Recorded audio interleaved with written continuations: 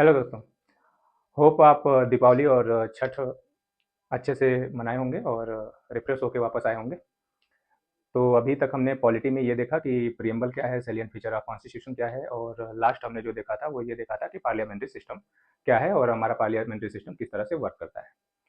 इसी में आगे बढ़ते हुए जो अगला हमारा टॉपिक है वो है फेडरल सिस्टम, और फेडरल सिस्टम आज का टॉपिक है। और इसमें हम ये देखेंगे कि जिस तरह के फेडरेशन को हम अडॉप्ट करते हैं वो किस तरह का फेडरेशन है, इंटीग्रेशन पे आधारित है या डिसइंटीग्रेशन पे आधारित है, वो इसमें जो स्टेट है वो डिस्ट्रक्टिबल है या इंडस्ट्रक्टिबल है, राइट।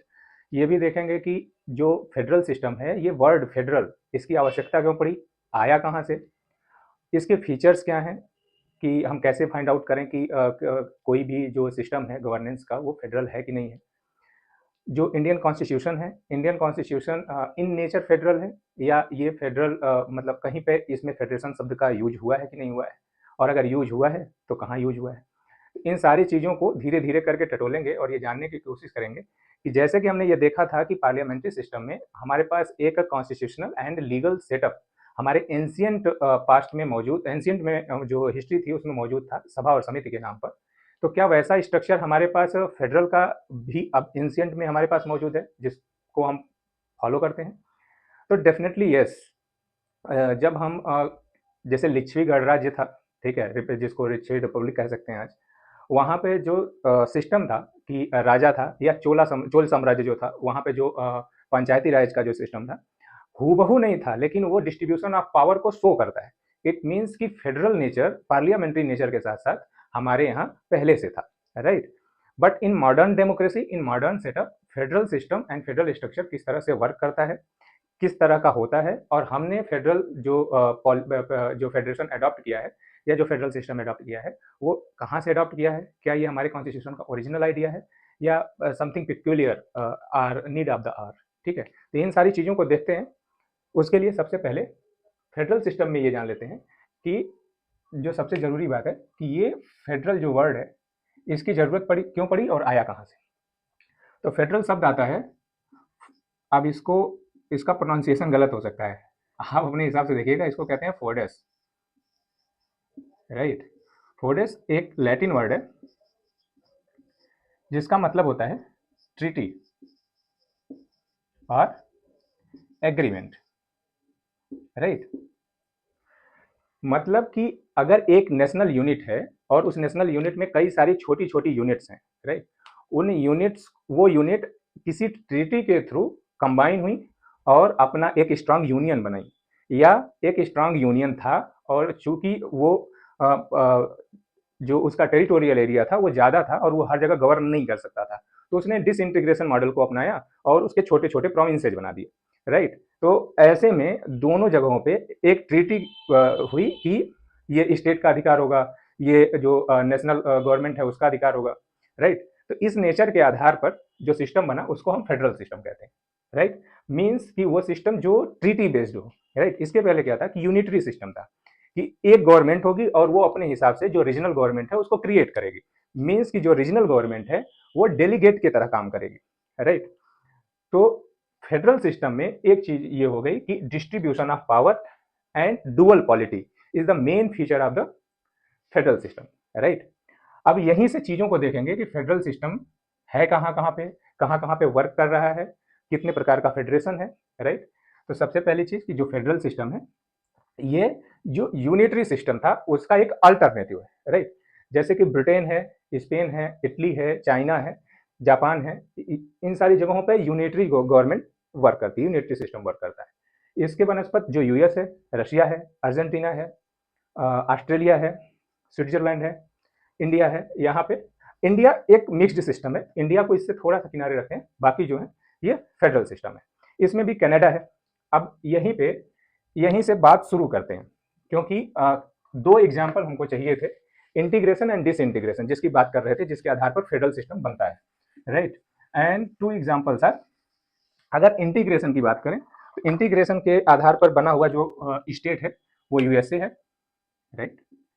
जो अमेरिकन रिवॉल्यूशन चला 1777 से लेके 1783 तक, 85 तक, उसके उसका रिजल्ट जो हुआ वो 1787 में हमको अमेरिकन फेडरेशन के रूप में मिला, राइट। अमेरिकन फेडरेशन के रूप में क्या मिला कि यहाँ पे military weak, economically backward 13 state थे। उन 13 स्टेट एक साथ आए और उन्होंने एक स्ट्रांग यूनियन बनाया और उस स्ट्रांग यूनियन को हम कहते हैं United state of America, right. तो ये फेडरेशन का इंटीग्रेशन मॉडल है। इंटीग्रेशन मॉडल मतलब कि छोटे छोटे स्टेट्स हैं, right, and so on, right. ये सारे आपस में ट्रीटी करते हैं, आपस में बात करते हैं और एक सिस्टम बनाते हैं। ये उनका एक सिस्टम बनता है जो यूनियन गवर्नमेंट कहलाता है और इसमें जो नेशनल गवर्नमेंट है उसको या तो फेडरल गवर्नमेंट, नेशनल गवर्नमेंट या यूनियन गवर्नमेंट कहते हैं। तीनों नामों में से किसी को जाना जाता है। जो स्टेट गवर्नमेंट है इसको रीजनल गवर्नमेंट या प्रोविंशियल गवर्नमेंट कहते हैं। कुछ जगह पे जैसे भारत है यहाँ पे स्टेट गवर्नमेंट कहते हैं, राइट। अब बात ये आती है कि अगर ये यूनिट्स थे और इंटीग्रेशन मॉडल पे यूएसए बना तो इसका जो काउंटर पार्ट था फेडरेशन के डेफिनेशन में वो था कनाडा। कनाडा जैसे हम इंपीरियल कॉलोनी थे वैसे ही कनाडा भी कॉलोनी था। जो जैसा कि हमारे यहाँ शुरुआती दौर में हमने भी मांग की कि हमें डोमिनियन स्टेटस दे दो, वैसे ही कनाडा में भी बात थी और कनाडा में ये एक्सेप्ट हुआ कि आप उनको वो डोमिनियन स्टेटस लिए कि जो सिंबॉलिक उनका हेड होगा वो ब्रिटिश क्राउन होगा और वहाँ पे चूंकि इंपीरियल कॉलोनी थी तो सिंगल एक होल्ड था, एक यूनिटरी गवर्नमेंट थी, लेकिन उसका टेरिटरी बड़ा था तो टेरिटरी को डिसइंटीग्रेट करके, राइट, कि एक बड़ा सा उनके पास टेरिटरी थी, राइट, सारा पावर इसके पास था। अब चूंकि सपोज यहाँ पे कोई है, ठीक है, यहाँ की रिक्वायरमेंट क्या है, यहाँ जो लोग हैं वो उनका मतलब सोशल स्ट्रक्चर क्या है, यहाँ से उसको डील करना ज़्यादा आसान नहीं था, या कह सकते हैं कि वो मतलब यहाँ की रिक्वायरमेंट को यहाँ से समझा नहीं जा सकता। अगर इंडिया के संदर्भ में देखें कि सपोज कि कहीं पौंडीचेरी में कोई एक छोटा सा गांव है और दिल्ली में बैठ के हम वहाँ के लिए पॉलिसी बना रहे हैं, इट इज़ नॉट पॉसिबल कि हम उनके सारे मतलब रिक्वायरमेंट को मीट कर पाए।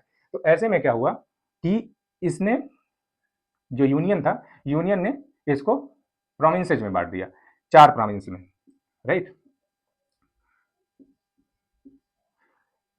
तो ये क्या हो गया कि पहले एक कंप्लीट स्ट्रक्चर था, इसको 4 में डिवाइड कर दिए और सब अपनी स्फीयर में अपनी ऑटोनॉमी एंजॉय करते हैं, लेकिन विद द स्ट्रॉन्ग सेंटर। हमने अपना फेडरेशन का मॉडल जो अडॉप्ट किया, हमने फेडरेशन का मॉडल अडॉप्ट करते हुए कनाडा का मॉडल चुना और हम कनाडा से रिजेंबल 3 शर्तों में करते हैं। ऐसा नहीं है कि कनाडा ने फेडरेशन का ये मॉडल चुना और हमने ऐसे ही अडॉप्ट कर लिया। 3 चीजें थी जो रिजेंबल कर रही थी। पहला कि हमारा जो फेडरेशन है, जो फेडरल स्पिरिट को दर्शाता है कि हम जब कॉन्स्टिट्यूएंट असेंबली में जब इंडिया की बात हुई तो हमने भी डिसइंटीग्रेशन को ही बनाया, राइट। और इसका पहला जो हमको पहला पिक्चर दिखाई देता है वो गवर्नमेंट ऑफ इंडिया एक 1935 में दिखाई देता है, जब 2 तरह की गवर्नमेंट होती है, एक इंडियन स्टेट और एक ब्रिटिश प्रोविंस, राइट। लेकिन वहां से हमारे समझ में था, इट डजंट मीन कि हमने 1867 में कनाडा फेडरेशन बना और हमने यहाँ से देख के इसको अडॉप्ट कर लिया। हमारे यहाँ इवॉल्व हो रहा था स्ट्रक्चर, हमने यहाँ से उसको अडॉप्ट किया। क्यों? क्योंकि 2 रीजन थे। पहला कि लार्जेस्ट टेरिटरी थी जैसे कि कनाडा की थी, एंड जो सोशल स्ट्रक्चर था वो डाइवर्स था। तो उस वजह से हमको जब फेडरल स्ट्रक्चर चुनना था तो हमको डिसइंटीग्रेशन मॉडल को चुनना पड़ा। तो ये 2 तरह के स्ट्रक्चर हो गए फेडरल सिस्टम के। अब now come to the features of the federal system, right. उसमें रिजेंबलेंस बता रहा था मैं कनाडा और इंडिया का। तो एक रिजेंबलेंस तो ये हो गया कि डिसइंटीग्रेशन को चुनना पड़ा। दूसरा क्या था कि हमने भी जब ये फ्रेज चुनना था कि हम इसको फेडरेशन ऑफ स्टेट कहेंगे या यूनियन ऑफ स्टेट कहेंगे, हमने यूनियन ऑफ स्टेट चुना जैसा कि कनाडा अपने कॉन्स्टिट्यूशन में चुनता है, राइट। एंड थर्ड रिजेंबलेंस जो है स्ट्रांग सेंटर का। जब अभी यूनिटरी फीचर को देखेंगे तो ये देखेंगे कि कैसे हमारा सेंटर स्ट्रांग है, राइट। तो ये 3 रिजेंबलेंस है हमारे कैनेडियन फेडरेशन से। Now come to the today's topic, federal system and मतलब इंडियन कॉन्स्टिट्यूशन में उसका रोल, उसके बाद उसका फीचर्स। तो वो सारी चीजें अब देखते हैं, राइट।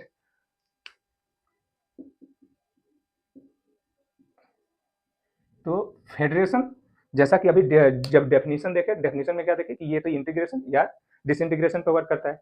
इट मींस कि 2 तरह की गवर्नमेंट होगी अगर फेडरेशन, मतलब या तो यूनिट से बन के वो यूनियन बना या यूनियन से वो यूनिट में कन्वर्ट हुआ, राइट। इट मींस कि 2 गवर्नमेंट होंगी, यानी कि जो फीचर है वो पहला फीचर क्या है, dual government, right. Dual government में एक रीजनल गवर्नमेंट होगी, एक नेशनल गवर्नमेंट होगी, राइट। अब जो रीजनल गवर्नमेंट है, जो स्टेट है, जो यूनिट्स हैं, यूनिट्स को अलग अलग कंट्रीज में जितनी भी फेडरेशन है वहाँ पे अलग अलग नाम से बुलाया जाता है। जैसे कि अगर अमेरिका की बात करें तो वहाँ जो रीजनल यूनिट्स हैं उनको स्टेट्स कहते हैं, that's why United states of India, America, right. Russia में उसी को रिपब्लिक्स कहते हैं। स्विट्जरलैंड की बात करें तो वहाँ पे उनको कैंटोन्स कहते हैं। एंड अगर और कहाँ पे फेडरेशन, कनाडा, कनाडा में उसको प्रोविंस कहते हैं। और अपने इंडिया में स्टेट्स कहते हैं, राइट। तो डुअल गवर्नमेंट का कॉन्सेप्ट है, एक रीजनल गवर्नमेंट होगी और एक नेशनल गवर्नमेंट होगी। डुअल गवर्नमेंट का मतलब कि सीधा सीधा इंप्लीकेशन इसका क्या है कि division of power, right. Division of power should be the feature of federal system, कि जो मिसअंडरस्टैंडिंग हो, जो डिस्प्यूट हो वो क्रिएट ना हो, क्लियर डिवीजन ऑफ पावर हो इस regional government and national government के बीच में। तो क्लियर डिवीजन ऑफ पावर हो उसके लिए जरूरी क्या है कि जो भी लॉ ऑफ द लैंड हो, राइट, वो law of the land written हो, जिसके आधार पर क्लेम किया जा सके और उसको वायलेट ना किया जा सके, right. It means federal features में और क्या होगा कि supremacy of constitution, right. Supremacy of constitution be the federal feature. अब सुप्रीमेसी ऑफ द कॉन्स्टिट्यूशन होगा, इट मीन्स कि कॉन्स्टिट्यूशन की सुप्रीमेसी बनी रहे, इसके लिए एक अथॉरिटी जरूरी है, राइट, कि जिससे ये तय किया जा सके कि जो कॉन्स्टिट्यूशन है, जो कॉन्स्टिट्यूशन में जो पावर्स डिवाइड हुए हैं, जिस तरह के रूल्स एंड रेगुलेशन बनाए गए हैं, एज इट इज फॉलोड हो, right. It means independent judiciary, independent judiciary, right. Independent judiciary कैसे बनी रहेगी, राइट। जब हम शुरुआती लेक्चर्स देख रहे थे मैंने उसमें आर्टिकल 13 का जिक्र किया था, जुडिशियल रिव्यू, कि पार्लियामेंट किसी भी प्रकार का अगर लॉ बनाती है और कॉन्स्टिट्यूशन में बनाए गए रूल एंड रेगुलेशंस के हिसाब से अगर वो नहीं है, तो जो जुडिशियरी है, जो फेडरल कोर्ट है, फेडरल कोर्ट उसको नल एंड वाइड डिक्लेयर कर सकता है, राइट। इंडिपेंडेंट जुडिशियरी इसका हो गया, राइट। अब जब सुप्रीमेसी ऑफ कॉन्स्टिट्यूशन की बात की, इट मीन्स इसमें हम बात कर रहे थे कि एक और चीज होनी चाहिए कि वो जो रूल एंड रेगुलेशन हो वो रिटेन हो, जिनके आधार पर क्लेम कर सके। It means written constitution, written constitution जो है, written constitution also the feature of federal system, right. Written constitution से एक और चीज आती है कि supremacy of the constitution, written constitution. Written constitution एक और चीज को इंडिकेट करता है और वो इंडिकेशन क्या है कि रिटेन कॉन्स्टिट्यूशन हमेशा क्या होगा, रिजिड होगा, right. Means rigid constitution is the feature of the federal system. तो यहाँ पे दो तीन चीजें हैं कि क्या यूनिटरी सिस्टम में रिटन कॉन्स्टिट्यूशन नहीं होता है या हो नहीं सकता, supremacy of constitution unitary feature है कि नहीं है, right. Rigid constitution unitary feature है कि नहीं है। ये जब अभी यूनिटरी फीचर से कंपेरिजन करेंगे, इन सवालों को और इनके जवाबों को भी टटोलेंगे।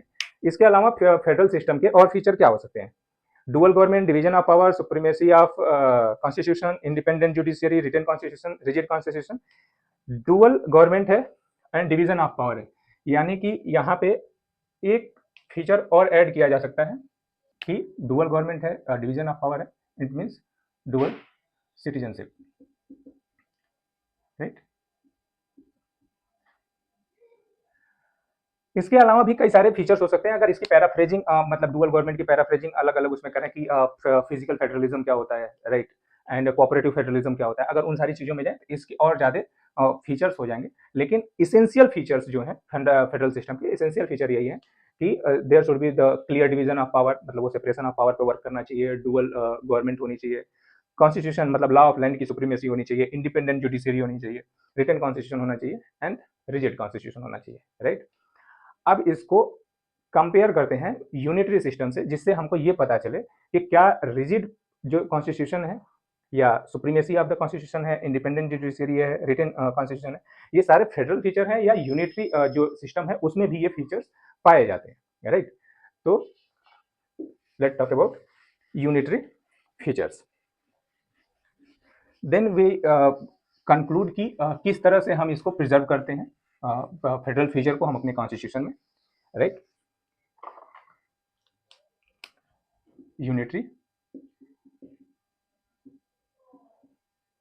Unitary features. यूनिटरी फीचर्स में पहला फीचर क्या है कि सेंटर स्ट्रांग होगा।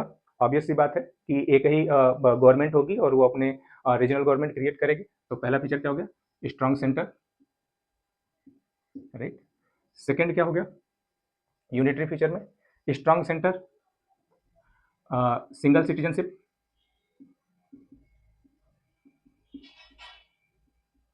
Single citizenship, independent judiciary federal system में थी, यहाँ पे इंटीग्रेटेड जुडिशरी होगी, right, integrated judiciary. Unitary features में और क्या हो सकता है, अपॉइंटमेंट ऑफ गवर्नर,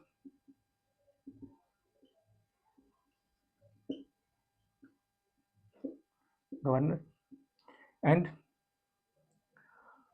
पार्लियामेंट्स की अथॉरिटी ऑफ पार्लियामेंट जो स्टेट को ओवर पावर करती है।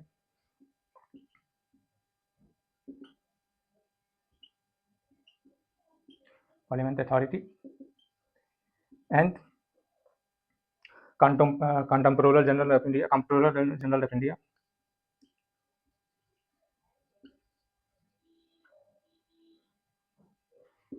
राइट। प्रेसिडेंट्स वीटो किस केस में लेते हैं इस पर भी डिस्कस करेंगे, और यहाँ पे किस तरह का वीटो का इस्तेमाल को एंजॉय करते हैं president, suspensive veto, suspension veto का इस्तेमाल करते हैं, एब्सोल्यूट वीटो को एंजॉय करते हैं, राइट। इसके अलावा क्या हो सकता है, जो supremacy of the constitution, supremacy of the constitution में यहाँ पे हो भी सकता है और नहीं भी हो सकता है, कि जैसे जापान का जो मॉडल है वहाँ पे सुप्रीमेसी ऑफ द कॉन्स्टिट्यूशन है, एंड द ब्रिटेन का जो कॉन्स्टिट्यूशन है, ब्रिटेन का जो मॉडल है, ब्रिटेन के मॉडल में सुप्रीमेसी ऑफ कॉन्स्टिट्यूशन नहीं है। रिजिड कॉन्स्टिट्यूशन, रिजिड कॉन्स्टिट्यूशन भी यूनिटरी फीचर हो भी सकता है और नहीं भी हो सकता है। जैसे कि फ्रांस के केस में रिजिड कॉन्स्टिट्यूशन है, but in the case of Britain ये फ्लेक्सिबल कॉन्स्टिट्यूशन है, राइट। फ्लेक्सिबिलिटी मतलब यूनिटरी जो फीचर है उसमें फ्लेक्सिबिलिटी इसका एक क्या हो सकता है, फ्लेक्सिबिलिटी एक फीचर हो सकता है जो कि इंडियन कॉन्स्टिट्यूशन में भी है, राइट। इसके अलावा जो सिंगल कॉन्स्टिट्यूशन था, single constitution and flexibility, written constitution, unitary features जो है इसमें रिटन कॉन्स्टिट्यूशन हो भी सकता है, नहीं भी हो सकता है, राइट। जैसे फ्रांस का कॉन्स्टिट्यूशन जो है वो रिटन कॉन्स्टिट्यूशन है, ब्रिटेन का कॉन्स्टिट्यूशन जो है वो अनरिटन कॉन्स्टिट्यूशन है, वो मतलब फ्लेक्सिबल है और अनरिटन भी है। तो ये सारे जो फीचर्स हैं, ये सारे फीचर्स हैं यूनिटरी फीचर्स, राइट। इसके अलावा भी कई सारे फीचर्स हैं फेडरल सिस्टम के भी और यूनिटरी सिस्टम के भी। इट डजंट मीन कि बस इतने ही फीचर्स हैं जिससे हम ये डिफाइन कर सकते हैं कि ये यूनिटरी होगा और ये फेडरल होगा। These are the essential features, कि अगर कोई सिस्टम यूनिटरी है तो उसमें ये फीचर्स होने ही चाहिए, कोई सिस्टम फेडरल है तो उसमें वो सिस्टम कोई सिस्टम फेडरल है तो उसमें वो फीचर्स होने ही चाहिए, right. Now come to the point कि फेडरल सिस्टम में हम उसको प्रिजर्व कैसे करते हैं, कैसे हम उसको बचा के रखते हैं फेडरल एसेंस को अपने इंडियन पॉलिटी में, राइट। अभी तक तो ये इसकी हिस्ट्री थी, इसका बैकग्राउंड था कि मतलब क्या क्या फीचर्स हो सकते हैं, राइट। हमारे इंडियन कॉन्स्टिट्यूशन में ये फीचर्स किस तरह से रिफ्लेक्ट करते हैं, एक एक करके देखते हैं बारी बारी से, राइट। सबसे पहला कि जब हम salient feature of Indian constitution पढ़ रहे थे तो वहीं पे हमने पहला टॉपिक ही क्या पढ़ा था, it's the written and lengthiest constitution. मतलब कि जो यहाँ हमारा जो इंडियन कॉन्स्टिट्यूशन है वो रिटन है, राइट, रिटन कॉन्स्टिट्यूशन है और लेंथीएस्ट है, एंड जो ओरिजिनल कॉन्स्टिट्यूशन है उसमें well written 395 articles, 22 parts and 8 schedules थे, राइट। बाद में अगर 2020-19 का डेटा, जिस समय रेक्टिफिकेशन इरेडिकेशन होता है 370 का, उस समय का डेटा लें तो अभी हमारे उसमें 470, 25 पार्ट्स एंड 12 स्केड्यूल्स हैं। तो ये हो गया डेटा, राइट। रिटन कॉन्स्टिट्यूशन है, हर एक चीज लिखी हुई है, ठीक है। फायदा इसका क्या होता है, फायदा है कि क्लियर डिस्ट्रीब्यूशन ऑफ पावर है। तो क्लियर डिस्ट्रीब्यूशन ऑफ पावर कैसे है, जब हम पार्ट की बात की कि 22 पार्ट्स हैं, इसमें part 5 and part 6, right. Part 5 union government के लिए एंड पार्ट 6 रीजनल गवर्नमेंट के लिए, कि रीजनल गवर्नमेंट में लेजिस्लेचर कैसे वर्क करेगा, उसका जुडिशरी कैसे वर्क करेगी, एग्जीक्यूटिव कैसे वर्क करेगा। पार्ट 5 में यूनियन में एग्जीक्यूटिव, प्रेसिडेंट, जुडिशरी, लेजिस्लेचर कैसे वर्क करेगा, इसका क्लियर डिस्टिंक्शन किया गया है। इट मीन्स कि दो चीजें हो गई जो हमारे फेडरल फीचर को सपोर्ट करती हैं इंडियन कॉन्स्टिट्यूशन में। पहला, ये रिटन कॉन्स्टिट्यूशन है। दूसरा, clear distinction of power. It means division of power. ये भी हमारे फेडरल सिस्टम को, फेडरल फीचर को प्रिजर्व करता है हमारे कॉन्स्टिट्यूशन में। इसके अलावा supremacy of the constitution. Supremacy of the constitution इस तरह से है कि अगर हम सुप्रीम कोर्ट का केस उठाएं, एसआर बोम्मई केस 1994 और केशवानंद भारती केस 1973। केशवानंद भारती केस में सुप्रीम कोर्ट ने कहा कि जो गवर्नमेंट है, जो पार्लियामेंट है, पार्लियामेंट आर्टिकल 368 का इस्तेमाल करके किसी भी प्रकार की का अमेंडमेंट नहीं कर सकती। कहने का मतलब उसका यह था कि basic features of the constitution के साथ छेड़छाड़ नहीं कर सकती। लेकिन केशवानंद भारती केस में उन्होंने इसको एक्सप्लेन नहीं किया कि basic feature of the constitution क्या है, राइट। वो थ्रू आउट द केसेज उन्होंने बेसिक फीचर को समझाया। एसआर बोम्मई केस में 1994 में सुप्रीम कोर्ट ने कहा कि फेडरल फीचर, अब फेडरल स्ट्रक्चर जो है वो कॉन्स्टिट्यूशन का, इंडियन कॉन्स्टिट्यूशन का बेसिक फ्रेमवर्क का पार्ट है और इसके साथ किसी भी कंडीशन में छेड़छाड़ नहीं की जा सकती, राइट। इट मीन्स कि कॉन्स्टिट्यूशन जो है, कॉन्स्टिट्यूशन में जो लिखा गया है, जो पावर का डिवीजन है, कॉन्स्टिट्यूशन जिस तरह से रेगुलेट करता है, वही लॉ ऑफ द लैंड है और उसी के हिसाब से चीजें चलेंगी। It means supremacy of the constitution को भी हमारे इंडियन कॉन्स्टिट्यूशन में वो फेडरल फीचर को सपोर्ट करता है, right. Now come to the point कि रिजिड है कि नहीं है। रिजिड कॉन्स्टिट्यूशन है। क्यों रिजिड कॉन्स्टिट्यूशन है? क्योंकि जब भी हम कॉन्स्टिट्यूशनल अमेंडमेंट के लिए जाते हैं, जो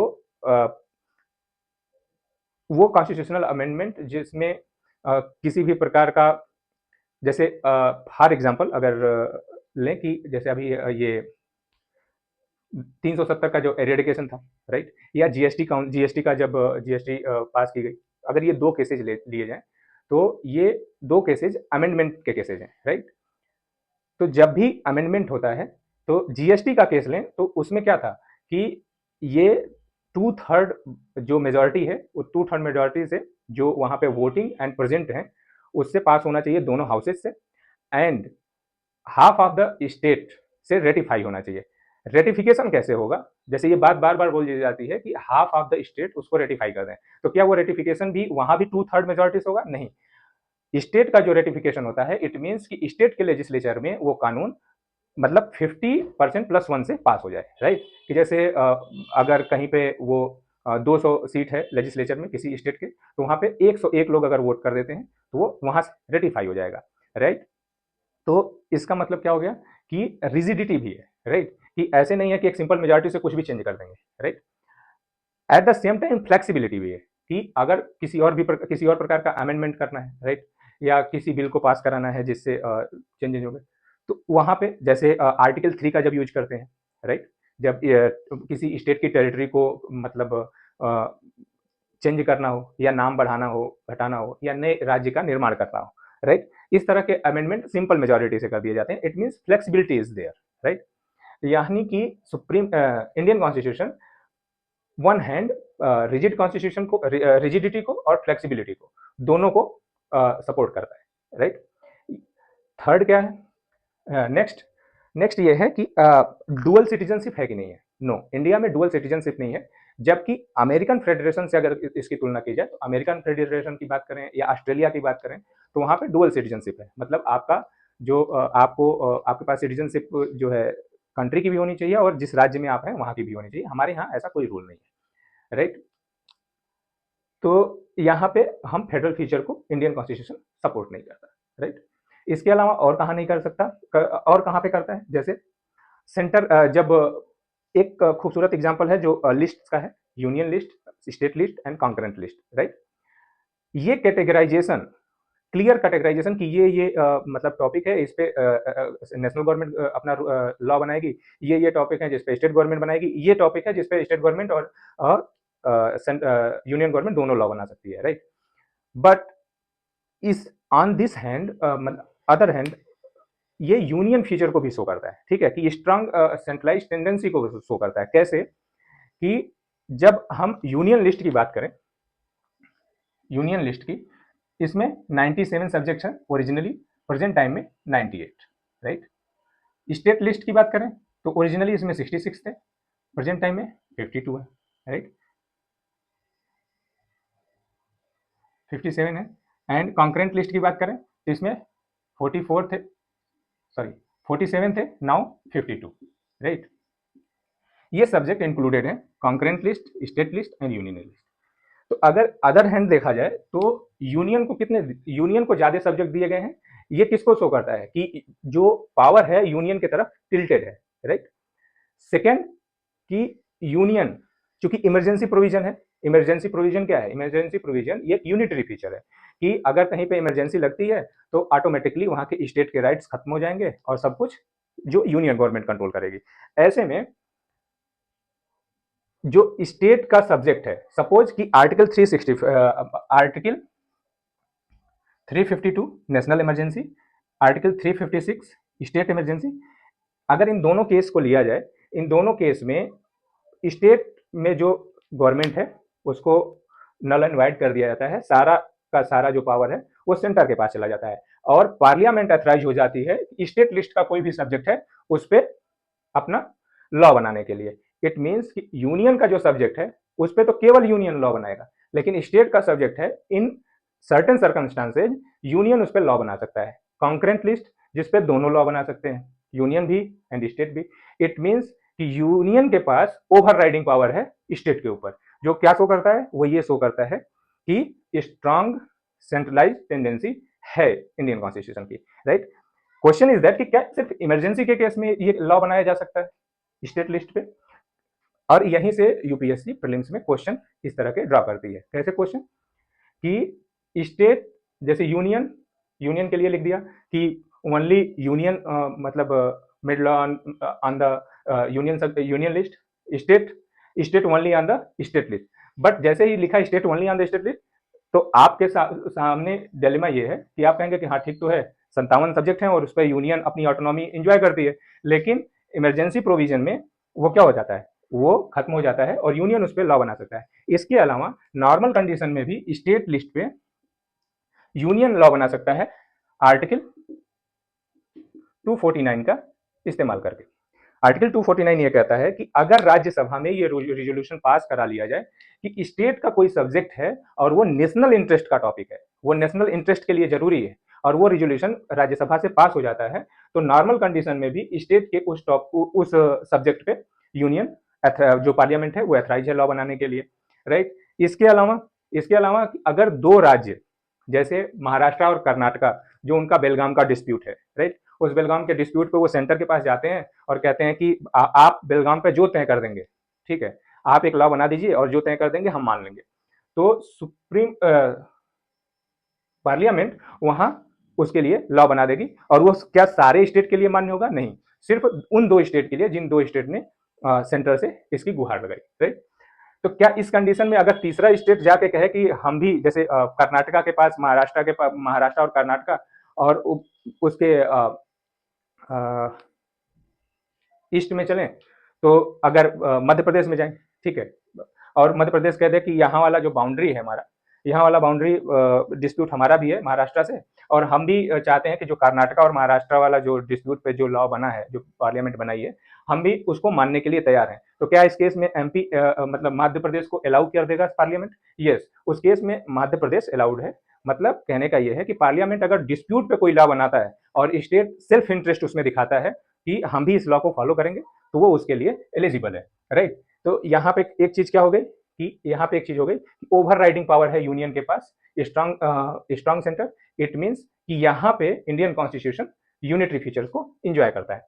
इसके अलावा इमरजेंसी प्रोविजन आपने अभी देखा, इसके अलावा हमने यूनिटरी फीचर में क्या देखा था कि controller general and auditor general of India जो है, controller and auditor general of India जो ऑडिट करेंगे अकाउंट ऑफ नेशनल गवर्नमेंट और सेंट्रल गवर्नमेंट, वो स्टेट गवर्नमेंट का भी ऑडिट कर सकते हैं, राइट, वेल एनफ कर सकते हैं। बट यूएस फेडरेशन में स्टेट्स में उनका कोई से नहीं है, वहां पे वो नहीं कर सकते।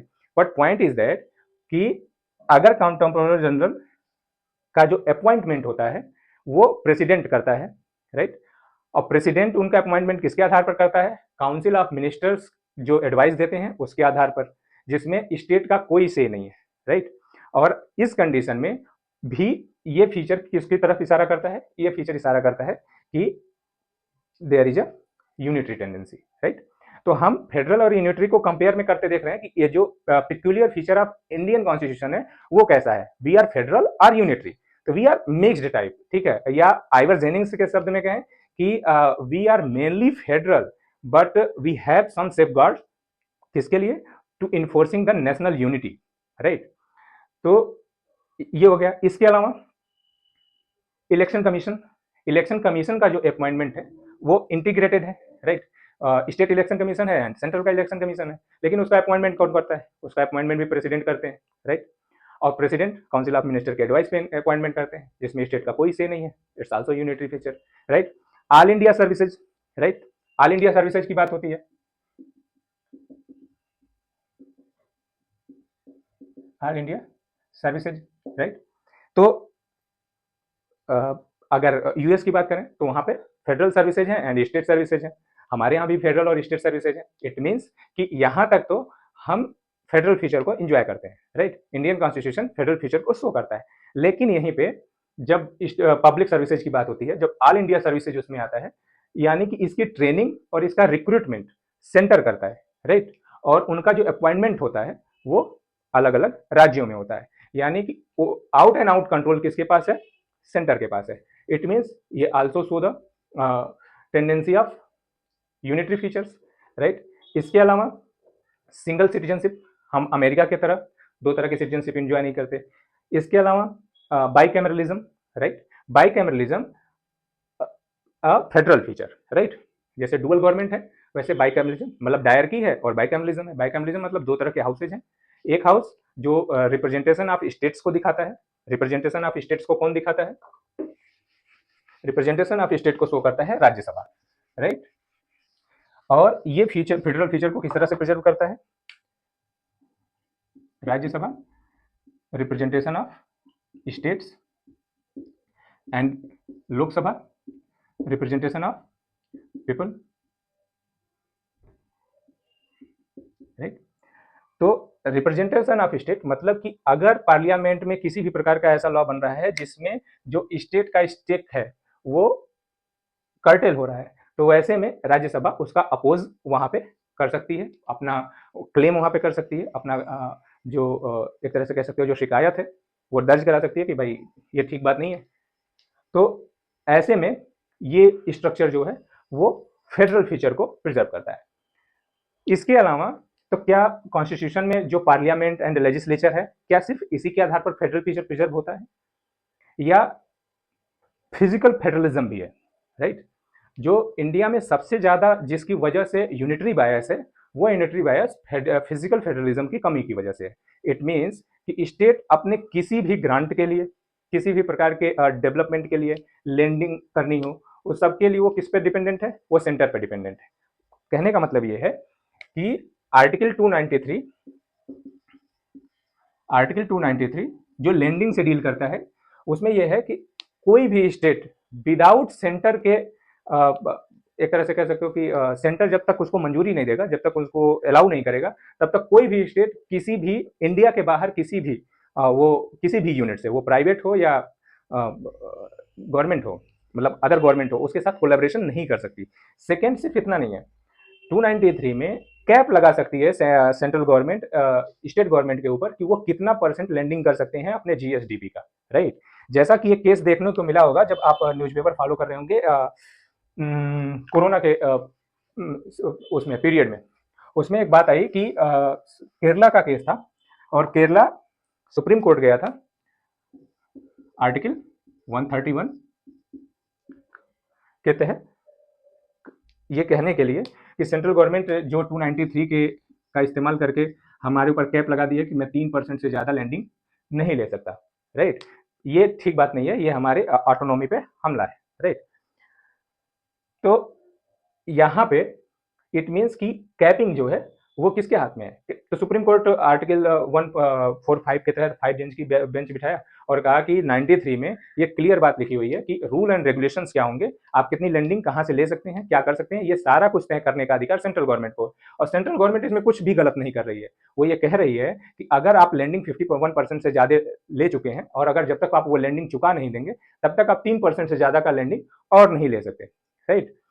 फिर सुप्रीम कोर्ट ने सेंट्रल गवर्नमेंट को यह आदेश दिया कि आप इसमें थोड़े फ्लेक्सिबल होइए कि अभी जो सप्रेशन है कोविड की वजह से, फंड की कमी है और लोगों की का जो मतलब लाइफ एंड डेथ का मामला है, ऐसे में आपको ये कैपिंग फिर से इस पर विचार करना चाहिए। सेंट्रल गवर्नमेंट ने क्या किया, सेंट्रल गवर्नमेंट 1920 अगस्त जो कैपिंग थी इसको बढ़ा करके 3% से बढ़ा करके 8.6% कर दिया, राइट। इट मीन्स कि अब यहाँ पे दो चीजें हैं कि सेंटर एंड स्टेट यहाँ पे सिर्फ फिजिकल बात मतलब फिजिकल स्ट्रक्चर को लेके एक दूसरे से कोलैबोरेट नहीं कर रहे हैं, यहाँ पे एक और चीज की नींव रख रहे हैं, कोऑपरेटिव फेडरलिज्म की, राइट, जिसको ग्रैनवेल ऑस्टिन कहते हैं कि Indian constitution promote the cooperative federalism, right. तो यहाँ पे कहने का मतलब ये है कि अगर आर्टिकल 293 की बात करें तो 293 एक ऐसा हथियार है यूनियन के हाथ में जिसके थ्रू वो स्टेट को पूरी तरह से कंट्रोल में रखता है फाइनेंशियली, राइट। तो यहाँ पे ये यूनिटरी फीचर है कि स्टेट उसमें कुछ नहीं कर सकता, वो पूरी तरह से डिपेंडेंट है सेंटर के ऊपर।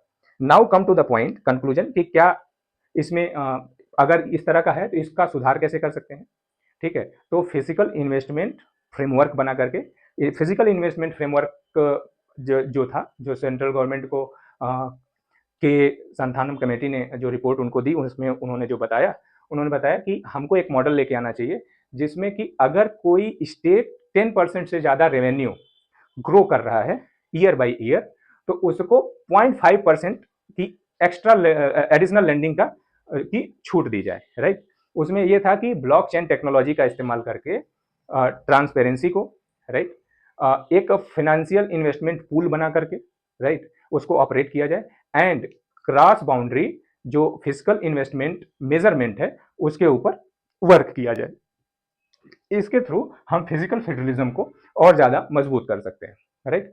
तो क्या इंडियन कॉन्स्टिट्यूशन के फीचर्स और फिजिकल फेडरलिज्म, इन दो आधार पे ही हम ये बात कहेंगे कि कहीं हम यूनिटरी हैं एंड कहीं हम फेडरल हैं? नो, हियर इज द से कि वी आर मेनली फेडरल। और वो क्यों है? क्योंकि इसको 3 कैटेगरी में बांटते हैं। एक जियोग्राफिकल डिस्प्यूट ले लेते हैं, एक वाटर डिस्प्यूट ले लेते हैं, एक पॉलिटिकल डिस्प्यूट ले लेते हैं, राइट, एंड एक प्रेसिडेंट का वीटो ले लेते हैं जिसको पॉलिटिकल डिस्प्यूट ही कहिए एक तरीके से, या गवर्निंग डिस्प्यूट कह सकते हैं। तो इन्हीं 3 आधार पे मतलब इकोनॉमी हो गई, इकोनॉमी हमने देख ली, और इसके अलावा पानी, जमीन और पॉलिटी। अगर इन तीनों में अगर फेडरल स्पिरिट दिख रही है तो we are mainly federal with the unitary structure, right. जो महाराष्ट्र और कर्नाटका का जो डिस्प्यूट का दिया बेलगाम पे, राइट, वो डिस्प्यूट एग्जिस्ट करता है, इट मींस कि फेडरल फीचर, फेडरल स्पिरिट जिंदा है, राइट। क्योंकि अगर यूनिटरी होता तो सेंट्रल गवर्नमेंट आउटराइटली ओवरराइड करके इस डिस्प्यूट को समाप्त कर देता, राइट। तमिलनाडु एंड कर्नाटका का जो कावेरी वाटर डिस्प्यूट है वो भी फेडरल स्पिरिट को सपोर्ट करता है कि अगर ऐसा नहीं होता तो सेंट्रल गवर्नमेंट डायरेक्ट उसमें इंटरफियर करता, राइट। इसके अलावा अगर पॉलिटिकल देखें तो अलग अलग राज्यों में अलग अलग रीजनल पार्टीज का जो उदय है और वो उभरती हैं और वो गवर्नमेंट बनाती हैं और जो वहाँ के रीजनल एस्पिरेशंस है उनको एड्रेस करती हैं। इट मीन्स कि वो फेडरल स्पिरिट है उसको सपोर्ट कर रही हैं। मतलब ये जो पूरी फिनोमिना है ये फेडरल स्पिरिट को सपोर्ट कर रही है क्योंकि we are federal in nature. Now come to the question जो मैंने इस लेक्चर के बिल्कुल शुरू में पूछा था कि तब से हम इसकी बात कर रहे हैं कि फेडरल स्ट्रक्चर है, फेडरल स्ट्रक्चर है, फेडरल स्ट्रक्चर है, तो क्या फेडरल शब्द या फेडरेशन शब्द कॉन्स्टिट्यूशन में कहीं यूज हुआ है? Clear answer is no. Federation और federal word as it is constitution में कहीं यूज नहीं हुआ है। आर्टिकल 1 में हम यूनियन ऑफ स्टेट को चुनते हैं और क्यों चुनते हैं उसके लिए बाबा साहब भीमराव अंबेडकर कॉन्स्टिट्यूएंट असेंबली की डिबेट में दो बातें कहते हैं। पहली बात ये कहते हैं कि चूंकि जो हमारा फेडरेशन है वो किसी ट्रीटी पे आधारित नहीं है। ऐसा नहीं है कि हम स्टेट और सेंटर की एक ट्रीटी है उसके बाद से हम फेडरेशन बने हैं। इट तो एक बात तो ये है जिस वजह से हम जब हम फ्रेज कर रहे हैं तो हम उसको फेडरेशन ऑफ स्टेट नहीं लिख रहे हैं, यूनियन ऑफ स्टेट लिख रहे हैं। एंड सेकेंड कि जो इंडियन स्टेट्स हैं वो डिस्ट्रक्टिबल है, उनके पास यूनियन कभी भी उनके ऊपर लॉ बना करके आर्टिकल 3 का इस्तेमाल करके एंड आर्टिकल 4 का मतलब आर्टिकल 3 एंड 4 का इस्तेमाल करके उनकी बाउंड्री को चेंज कर सकता है, उनका नाम चेंज कर सकता है। जैसे मद्रास चेन्नई हो गया, बॉम्बे मुंबई हो गया, या आंध्रा और तेलंगाना दो बन गए, उत्तराखंड नया राज्य बन गया, झारखंड बन गया, मिजोरम बन गया, छत्तीसगढ़ बन गया। तो ये सारे एग्जाम्पल्स ये शो करते हैं कि यूनियन के पास जो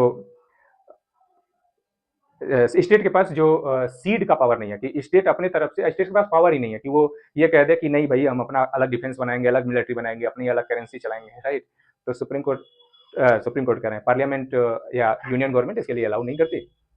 तो इट मीन्स कि ये जो सारी चीजें हैं, सीडिंग की पावर ना होना, तो ये दो पॉइंट को डॉक्टर भीमराव अम्बेडकर भी कॉन्स्टिट्यूएंट असेंबली की डिबेट में उसको उभार के लाते हैं। इसके अलावा कि यूनिटरी बायस क्यों है, इसके बारे में के संथानम ने कहा, जैसा कि मैंने फिजिकल फेडरलिज्म के बारे में जब बताया, वो के संथानम की ही रिपोर्ट थी। उन्होंने ये कहा कि चूंकि स्टेट की डिपेंडेंसी यूनियन पे है, इसलिए स्टेट इस हालत में ही नहीं है कि वो बार्गेन कर सके, क्योंकि वो किसी भी ग्रांट के लिए, किसी भी चीज के लिए वो यूनियन पर डिपेंड करता है। तो क्या के संथानम की रिपोर्ट आउटराइटली ये कहती है कि स्टेट सेंटर के खिलाफ नहीं जा सकता?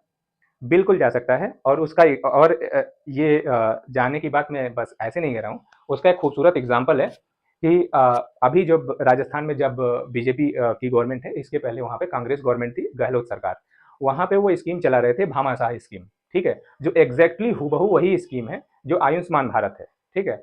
और गवर्नमेंट और स्टेट गवर्नमेंट ने वहाँ पे कहा कि चूंकि हम एक ही मतलब वही स्कीम चला रहे हैं और हमारे पास मशीनरी को फिर से ट्रेंड करना पड़ेगा अलग तरीके से कि सेंट्रल को किस तरह से उसमें इनकॉर्पोरेट किया जाए और चीज़ों को किया जाए, तो उन्होंने आयुष्मान भारत योजना को होल्ड पे रख दिया। इट मीन्स कि जहाँ पे ग्रांट्स के लिए स्टेट डिपेंडेंट है सेंटर पे, वहीं पे अगर वो पॉलिसी बेस्ड ग्रांट है या पॉलिसी बेस्ड स्कीम है, वहाँ पे स्टेट अपनी ऑटोनॉमी इंजॉय भी करता है, राइट। इट मीन्स क्लियर कहने का मतलब यह है कि इंडियन कॉन्स्टिट्यूशन जो है वो फेडरल एंड यूनिटरी दोनों तरह के फीचर्स को एंजॉय करता है। And this is all about the conclusion, right. इसके अलावा उसमें बहुत सारी चीजें हैं, ठीक है, कि जैसे प्रीलिम्स बेस्ड जो क्वेश्चन बने कि नॉर्मल कंडीशन में स्टेट के ऊपर ओवरराइड कब कर जाता है यूनियन, या फेडरेशन वर्ड यूज हुआ है कि नहीं हुआ है, राइट। इस तरह के जो क्वेश्चन है वो आपके प्रीलिम्स में पूछे जाएंगे, राइट। प्रीलिम्स बेस्ड क्वेश्चन पूछेगा कि फेडरेशन वर्ड कहाँ कहाँ यूज है, और 4 ऑप्शन दे दिया कि आर्टिकल 1 में, ठीक है, पार्ट 4 में, पार्ट 5 में, या none of the above, right. और उसमें से आपसे पूछ दिया, आप एक ऑप्शन टिक करके चलेंगे।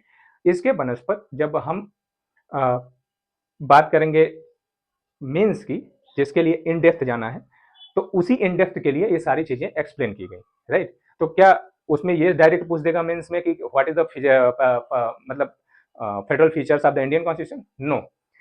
3 क्लियर कट कोट्स हैं जो अभी तक उनमें से एक पे क्वेश्चन पूछा गया है, राइट। प्रोबेबली सेकेंड क्वेश्चन जो है वो इसका बनता है। उसमें दो, एक है ग्रैनविल ऑस्टिन, राइट, इन्होंने कोऑपरेटिव फेडरलिज्म का है, राइट। एंड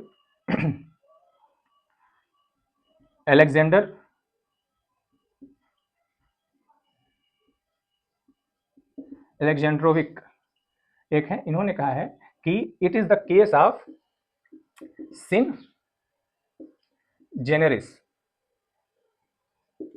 सिन जेनरिस का मतलब क्या होता है? सिन जेनरिस का मतलब होता है कि यूनिक फीचर, ठीक है। हमारा इंडियन कॉन्स्टिट्यूशन जो है, इसी को Granville Austin and Ivor Jennings explain करते हुए ये कहते हैं कि जो ये कह रहे हैं, जैसे केसी वेयर ने ये कहा कि Indian constitution is a unitary state with a physical federal features rather than the federal state with a unitary feature, right. उसको एक तरह से काउंटर करते हुए Granville Austin and Ivor Jennings ने ये कहा कि no, Indian constitution is mainly federal and safeguarding के लिए कि उसकी नेशनल इंटीग्रिटी को सेफ गार्ड किया जा सके, उसके लिए उसमें कुछ यूनिटरी फीचर्स आते हैं एंड स्ट्रांग टेंडेंसी शो करते हैं यूनिटरी बायस की, राइट।